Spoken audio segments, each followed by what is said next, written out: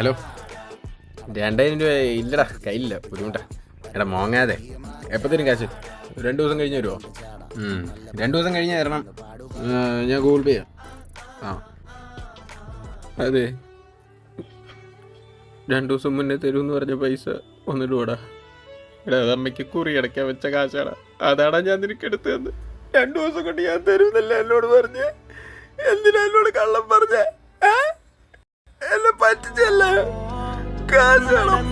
புரியல நடப்பது குடிக்கல எனக்குள்ள ஓடையிறனா வெளிச்சத்தை தேடி இருட்டுல வாழ்ந்து தனிமையில் திணறுறனா. ഒരു 2000 രൂപ എടുക്കാട്ടോ. എൻ്റെ ഒന്നും ഇല്ല. ഏതടാ இதுதான் இனி நிஜமா